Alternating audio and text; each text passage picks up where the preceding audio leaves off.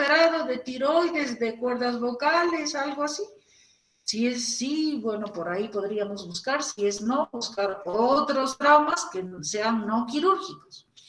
Hemos visto trauma interno, trauma externo. Trauma interno básicamente es cosa de foniatría, ¿no? La voz, mal uso de la voz, un trauma foniátrico puede ser agudo, crónico, o algún, no sé, inhalación de cáusticos, un cuerpo extraño en cuerdas vocales, como lo hemos visto en nuestro caso clínico ayer, y traumas externos, cosa de accidentes de tránsito, golpes en los asaltos, por ejemplo, las famosas cogoteadas, ¿no?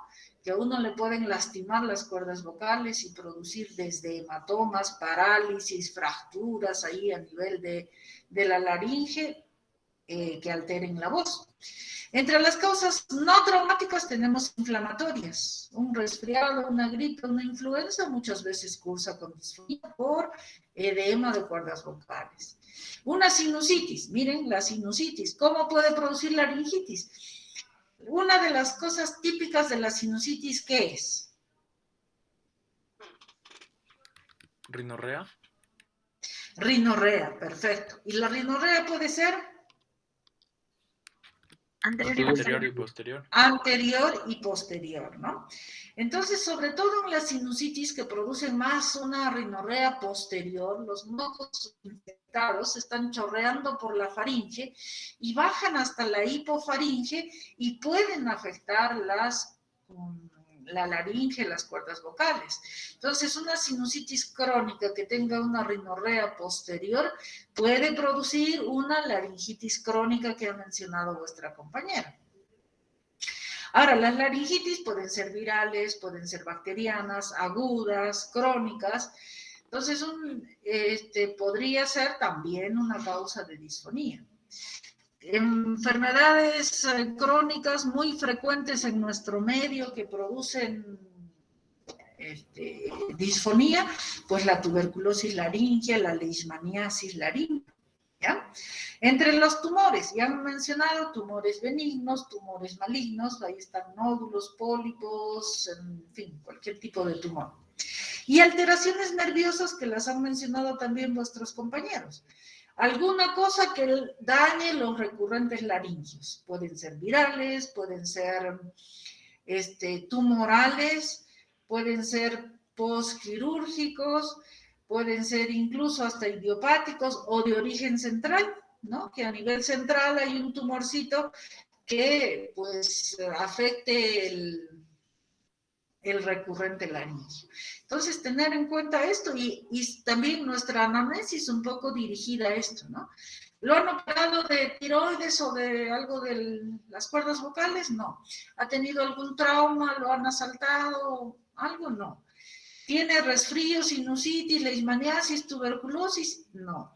Y en vuestro examen físico igualmente buscar en la leishmaniasis, por ejemplo, van a encontrar lesiones nasales, perforación, la orofaringe también, porque va bajando desde la nariz hasta la laringe. Entonces, en la orofaringe van a encontrar ahí tejido granulomatoso, la úvula amputada o con tejido granulomatoso. En fin, entonces ir preguntando estas cosas para buscar la causa de la disfonía. Entonces, haciendo un pequeño recuerdo anatómico, ya lo hemos visto en un videito hace unos días, el cartílago tiroides, la epiglotis, los cartílagos aritenoides, corniculados, cuneiformes y el cartílago cricoides. Entonces, a nivel aquí medio del cartílago tiroides están unos ligamentos que se llaman los ligamentos vocales o las cuerdas vocales, que también, bueno, hay otras que son las de más arriba, las cuerdas vocales falsas.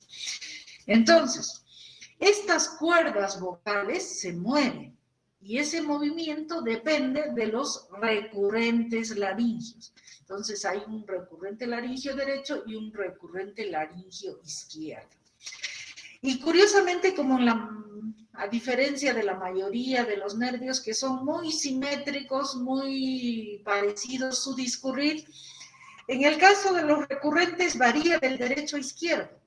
El recurrente laringio derecho tiene un recorrido corto y entra por debajo de la tiroides a inervar la cuerda vocal derecha. En cambio, el nervio recurrente laringio izquierdo es mucho más largo.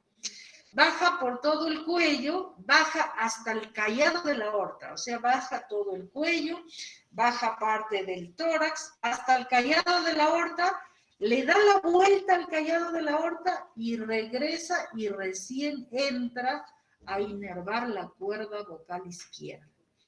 Entonces, como tiene un trayecto mucho más largo, patologías a diversos niveles pueden también afectar el nervio recurrente laringio y la deglución. Entonces, recordando otra vez la función de las cuerdas vocales, son estos plieguecitos que se ven blanco nacarados. Cuando fonamos, cuando hablamos, se juntan, y por cierto, cuanto más perfecta sea su unión, la voz va a ser más perfecta. Y cuando se abren, o cuando respiramos, se abren, ¿no? Entonces hacen un movimiento simétrico. De una línea media se abren a lateral y se juntan. Entonces, normalmente debe ser simétrico. Y si hay asimetría, quiere decir que algo está pasando. Generalmente con el nervio o la musculatura puede ser que no está permitiendo un adecuado movimiento de esa cuerda vocal. Entonces, viendo en un corte, vemos aquí las cuerdas vocales verdaderas, la cuerda vocal falsa. Entonces, lo que está arriba se llama supraglótico, esta zona glótica. Por cierto, ¿qué es la glotis? ¿Quién me dice? Y lo subglótico que va hasta el cricómetro. A ver, ¿qué dice David? ¿Qué es la glotis? David, ¿está? Sí, doctora. Bueno, la glotis es la parte media de la laringe. En ella se van a encontrar las tres partes, las cuerdas vocales. Es entonces, su base es una porción más estrecha en la cual se va a ver lo que es la luz laringea. Y es un espacio que está delimitado por lo que son las cuerdas vocales.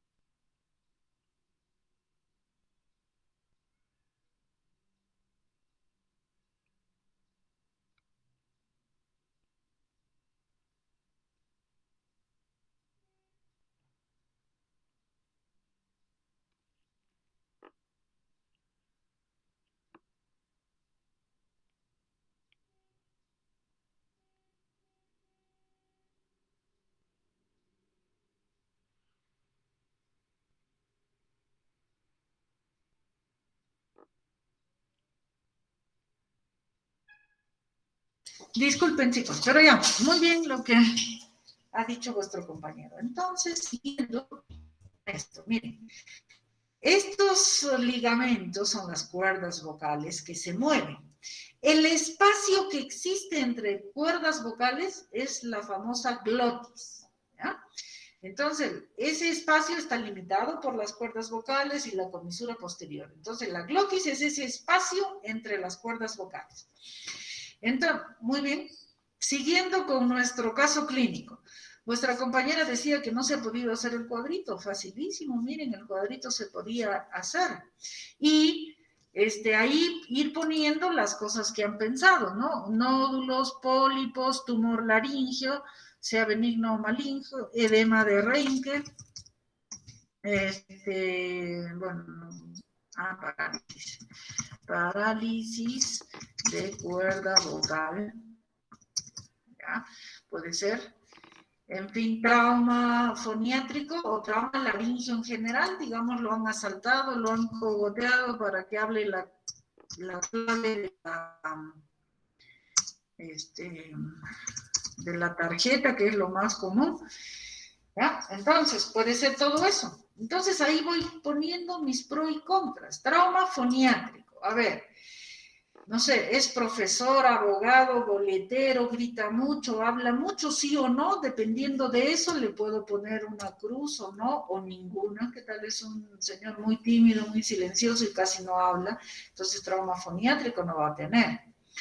Nódulos, podría ser, ¿no? Podría ser si habla, es profesor, da clases todo el día, habla mucho, o abogado. Un tumor laringio, podría ser, ya que es 4 meses, ¿no? Podría ser.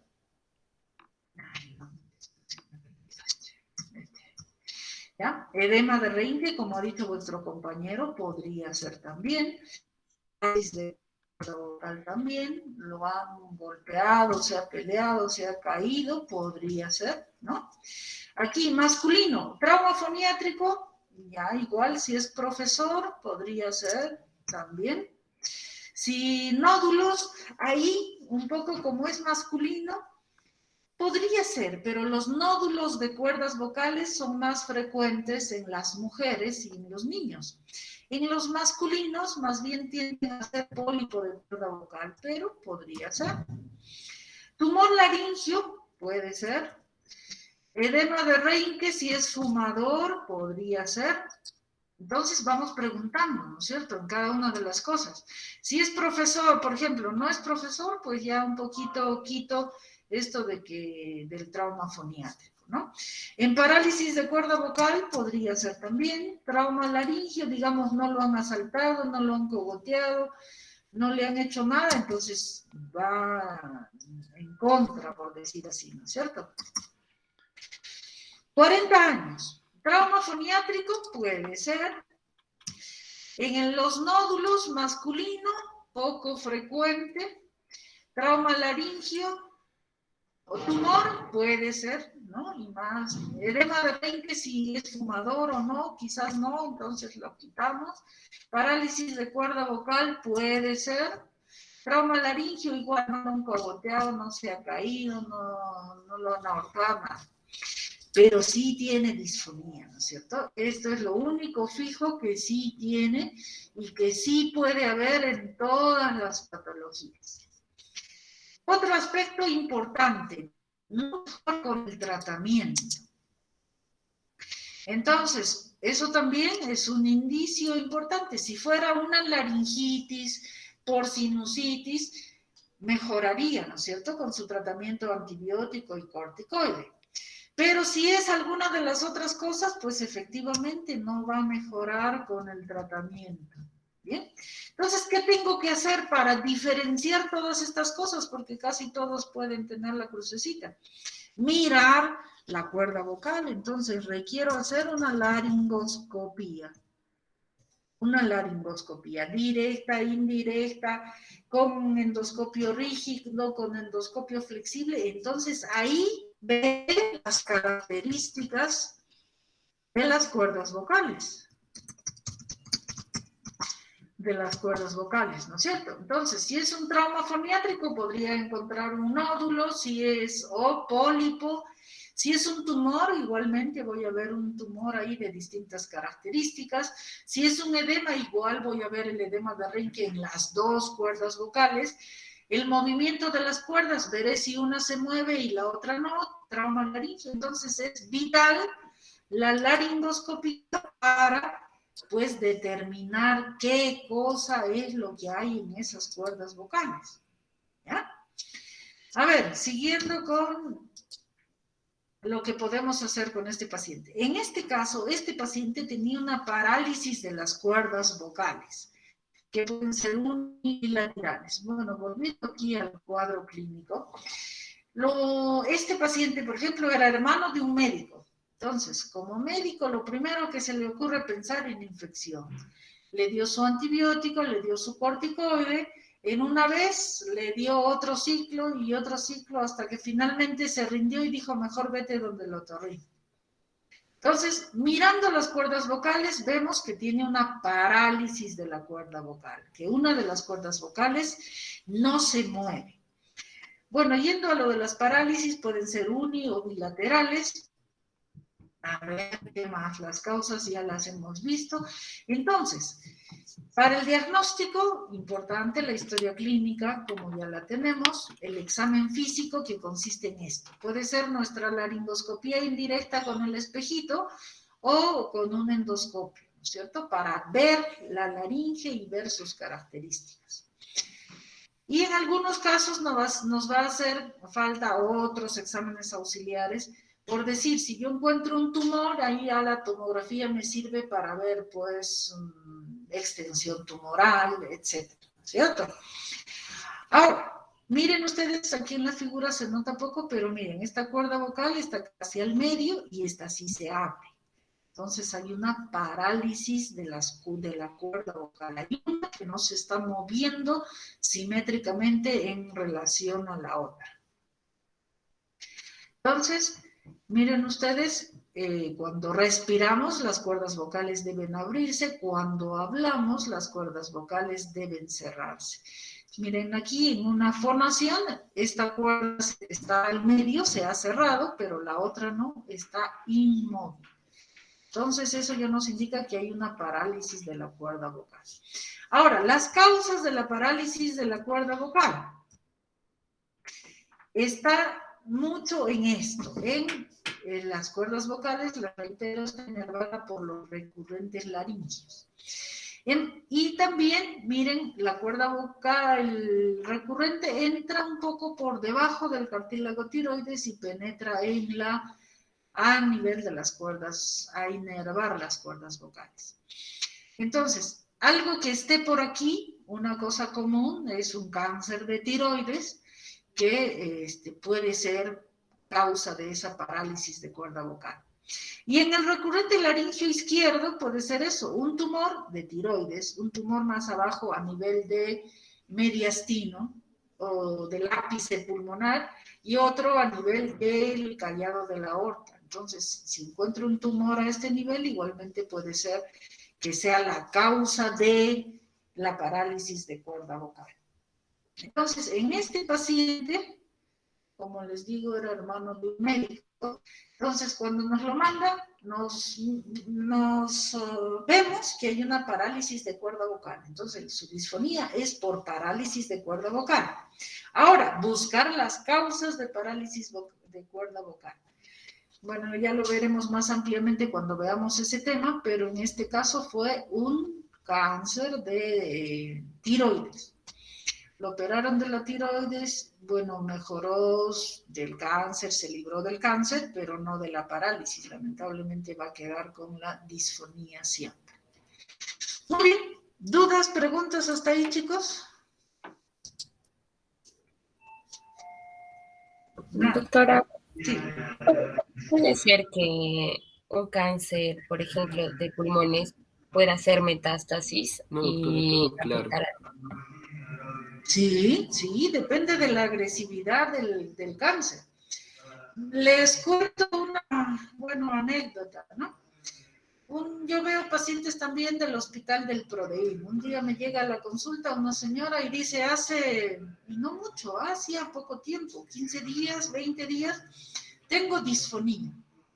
Entonces le hicimos la laringoscopía, parálisis de cuerda vocal. Entonces, pedirle su ecografía de tiroides para ver si no hay nódulos, tumor, cáncer en la tiroides, una radiografía de tórax, si es que es del lado izquierdo, buscando algo, nódulos en pulmón izquierdo, mediastino izquierdo, y incluso como le da la vuelta al callado de la aorta, hipertrofias cardíacas, una cosa así también podría afectar su ecografía.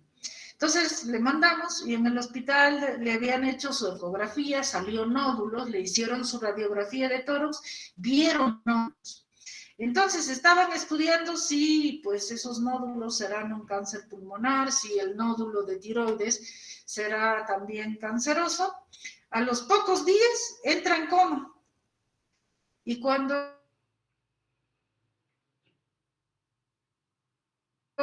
bueno, a los días yo fui, pregunté y dije, ¿qué es de esa paciente de voto que salimos? Me dicen, la señora ha muerto.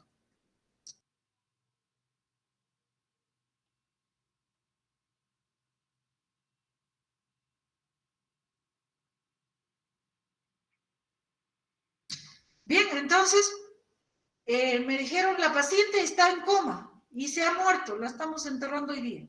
¿Pero cómo? Entonces, la señora dice que súbitamente entró en coma, le tomaron su tomografía cerebral y también encontraron nódulos. Entonces, no se sabe si el origen fue pulmonar y hizo metástasis tiroidea y luego metástasis cerebral, o fue tiroidea y disparó a cerebro y a pulmón, no se sabe, pero lamentablemente esta señora falleció. Entonces, pueden ser así muy agresivos, o pues un simple tumor, un carcinoma tiroideo que no es muy agresivo, que con una tiroidectomía pues se resuelve el problema neoplásico, ¿no? Entonces, no sé si eso responde a tu pregunta o queda alguna duda. Sí, doctora, muchas gracias. ¿Ya? Muy bien. Hemos visto la historia clínica de laringe, ¿no? Este lunes, como ha sido feriado y no hemos hecho la clase, se nos pasó. Entonces, repasaremos un poquito qué es esto. La historia clínica de laringe, ¿no? En esta semana nos toca hacer laringe. Entonces, ya saben que debemos registrar datos relevantes de valor médico, científico. Siempre importante los datos personales para identificar a quién pertenece toda la anamnesis y examen físico que vamos a hacer. Como ya saben, la anamnesis son las preguntas, el interrogatorio que hacemos al paciente para captar la mayor información que nos oriente ya a alguna patología. Y el examen físico es pues revisar todo lo que podemos encontrar que vayan a favor o a veces en contra del diagnóstico que hemos pensado. Por ejemplo, en este caso clínico, ¿no? Solo tiene disfonía, sin embargo, me da solo ese hecho una gama de posibilidades. ¿Y quién nos va a hacer la diferencia? El examen físico. Entonces, y este examen físico muchas veces puede ser suficiente. Por ejemplo, si yo veo nódulos de cuerdas vocales, ya pues son nódulos, es la causa de la disfonía y su tratamiento será, dependiendo de cuán grandes son, etcétera, o foniátrico o quirúrgico, ¿no? Pero si como en este caso, o el otro que les estoy contando, no, pues este caso sí, es una parálisis, tengo que buscar otras causas, entonces ahí recurrir a otros exámenes diagnósticos, ¿no? Ecografía de tiroides, radiografía de pulmones, en fin, para buscar las otras causas y llegar a una impresión diagnóstica y en base a eso un tratamiento. Si yo encuentro una parálisis de cuerda ya, pues, y no busco más causas, pues puedo incurrir en problemas. Las causas de la parálisis pueden ser muchas, desde un tumor, como les acabo de narrar de este paciente que fue un cáncer de tiroides, o puede ser un problema viral, ¿no? Pero eso lo voy a ya diagnosticar descartando otras posibilidades. Entonces, dependiendo de lo que sea la causa, pues haré un tratamiento. Si es una tiroidectomía, por ejemplo, le han sacado la tiroides, se han llevado el recurrente, lamentablemente no tengo mucho que hacer. Pero si es, pues falta sacar el cáncer, si es que es de otra causa, pues tendremos que buscar otro tratamiento, ¿no? Ya saben que en la anamnesis otorrinolaringológica estos son los signos y síntomas más frecuentes. Los relacionados a la laringe están pues la tos, la disfonía, la dificultad respiratoria. Entonces, siempre preguntar desde los antecedentes familiares, ¿ha tenido cáncer de laringe? No. En cuanto a patología cancerosa laringea, los antecedentes personales de hábitos nocivos, como el fumar, son importantes, porque el fumar puede causar desde edema de Reinke, puede causar tumor de la laringe, tanto en la supraglotis o subglotis. Entonces hay que preguntar sobre eso. Medicamentos, como ha dicho vuestra compañera, ¿no? Entonces siempre es importante igual ubicar, reconocer el motivo de la consulta, ¿no? Hacer nuestra anamnesis en un orden cronológico, preguntando las posibles causas, etcétera, referente a ese motivo de consulta, buscando signos comunes y o signos patognomónicos, como ya nos dice este paciente. Entonces, en laringe lo más común vamos a tener, como hemos visto en nuestro casito clínico, la tos que presenta el niño, la dificultad respiratoria, porque la laringe ya es eminentemente un órgano respiratorio, entonces alguna cosa obstructiva a nivel laringeo va a causar dificultad respiratoria. Igual el estridor es ese sonido que ya nos indica que hay obstrucción de ese tracto laringeo. Y esta dificultad respiratoria nos puede llevar pues a tirajes, ¿no? Supraesternal, costal, etcétera. Y si la obstrucción es muy intensa, puede llegar a cianosis y disfonía si es que la patología está en cuerdas vocales. Ya hemos visto la fisiopatología de la tos, en qué condiciones, cómo se presenta la disnea, que puede ser subjetiva o puede ser objetiva, ¿no? El paciente puede decir subjetivamente, me falta aire, no puedo respirar, o podemos evidenciar que efectivamente hace un esfuerzo para poder respirar. Y si hace respiraciones, no sé, en un tiempo prolongado, o por el contrario, está respirando rápidamente. Igual las disneas pueden ser agudas, pueden ser progresivas. Si es aguda, como el caso del niño del cuerpo extraño, ¿no? Estaba sano y un minuto después empieza con la disnea. Entonces puede ser de diversas causas. O generalmente en cosas de crecimiento lento, pues las neoplasias, las estenosis, tuberculosis, etcétera, van a llevar a un discurrir progresivo de este signo. Entonces, hay que buscar también si esta patología pertenece a la laringe o no, porque las disneas pueden ser de origen cardíaco, de origen pulmonar.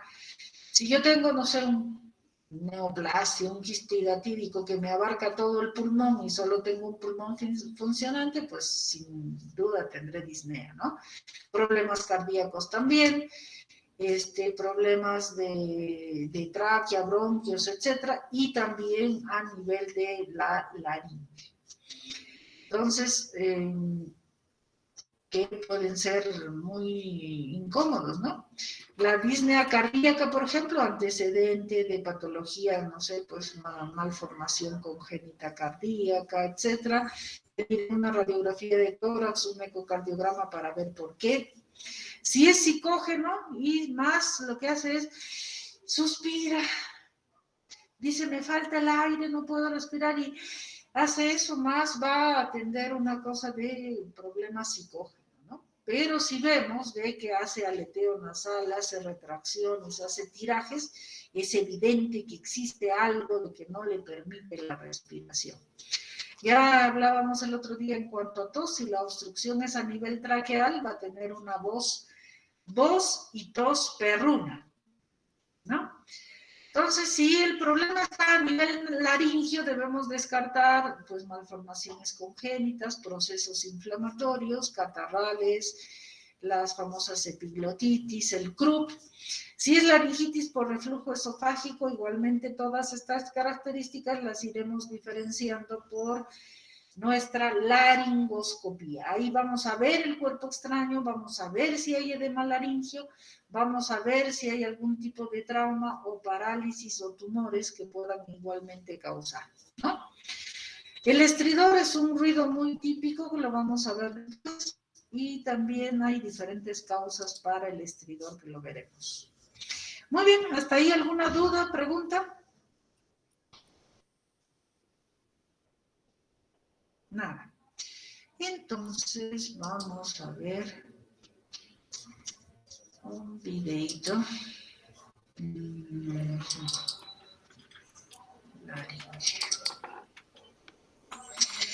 Ya, entonces, en algunos casos que la obstrucción sea muy grande, vamos a requerir hacer una traqueostomía o una cricotomía.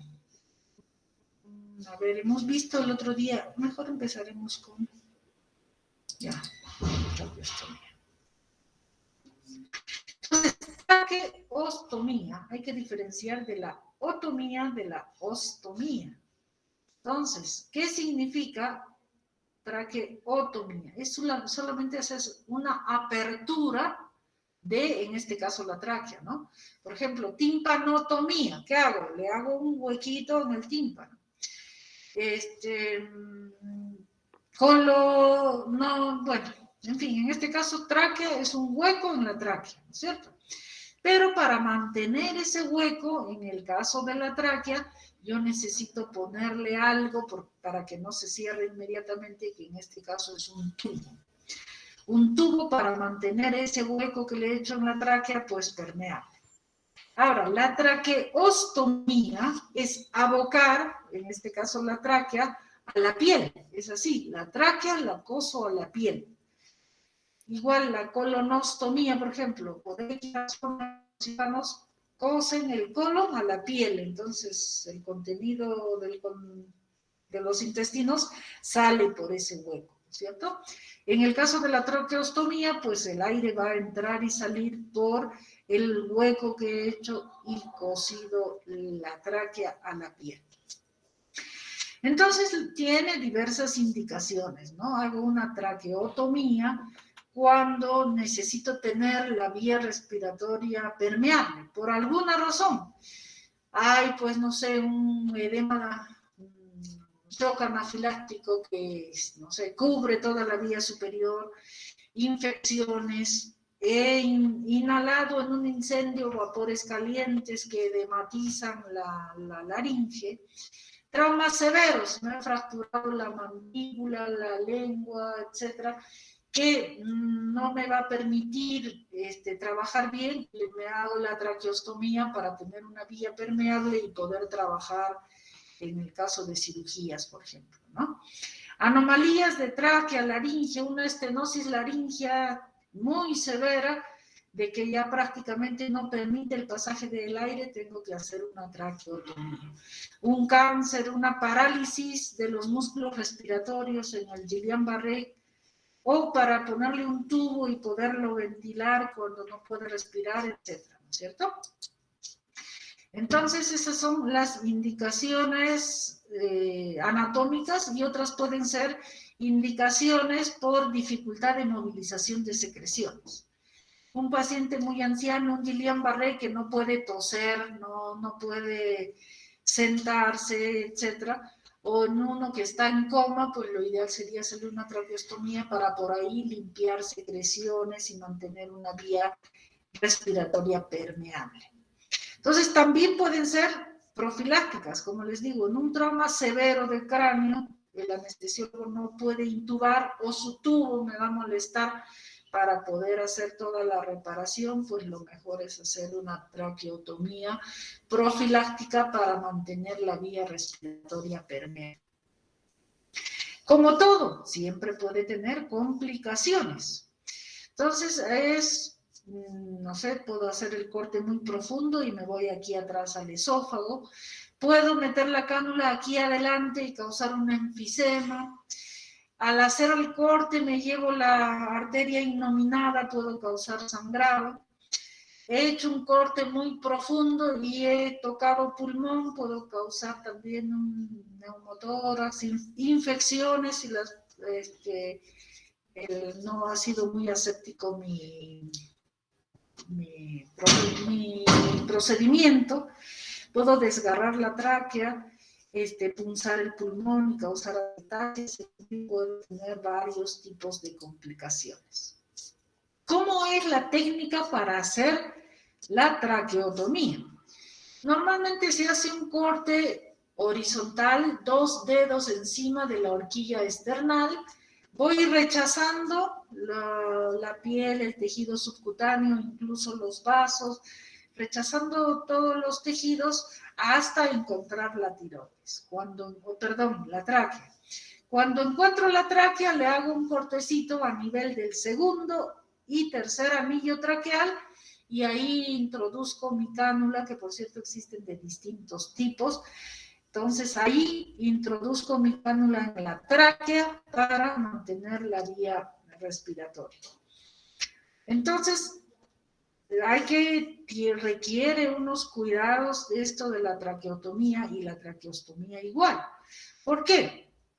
Porque, he hecho una herida, probablemente haya secreciones, va a haber un exudado, entonces hay que estar limpiando, hay que mantener limpia esa zona, y el cuidado del tubo de traqueostomía si lo ponemos, porque se va a llenar de mocos, muchas veces los mocos obstruyen esta cánula, entonces van a dificultar la respiración, o se sobreinfectan, en fin, entonces también hay que saberlas cómo limpiar estas cánulas.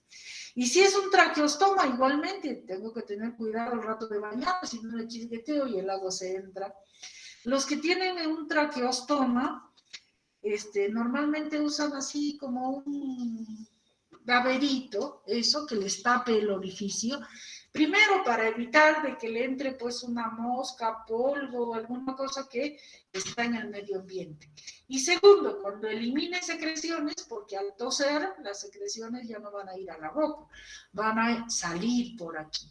Entonces, para no pues eliminar sus secreciones al que está sentado enfrente, entonces normalmente usan como un baberito debajo de la ropa, que eso hay que irlo cambiando frecuentemente, ¿no? ¿Y cómo se habla con un traqueostoma? Pues tapando el huequito para que el aire pase por las cuerdas vocales y se emita sonido. Si es un traqueóstoma que ya no tiene laringe, bueno, ellos aprenden a hablar con el esófago, ¿no? O existen algunas válvulas que permiten esta emisión de sonido. Si tenemos una traqueostomía y el paciente está despierto o va a tenerlo por mucho tiempo, necesita pues adaptarse a eso, saberlo cómo manipular, saber cómo hablar, saber cómo limpiarlo, y un entrenamiento en ese aspecto para poder cuidar su traqueótoma o su traqueostoma. Y puede tener complicaciones, ¿no? Pueden ser inmediatas, como ya lo hemos visto, sangrado, perforación del esófago, enfisema, etcétera, o complicaciones tardías, ¿no? Que le queda una cicatriz horrible, o se atelectasia el tejido, o forma un granuloma a ese nivel y puede causar algunas molestias. Muy bien. ¿Alguna duda, pregunta? Chicos. ¿Están ahí o no? Todo claro, doctora. Sí. Sí, estamos aquí, doctora. A ver, Gary, ¿en qué casos hacemos traqueostomía? Podría ser, doctora, sí, doctora, en un traumatismo de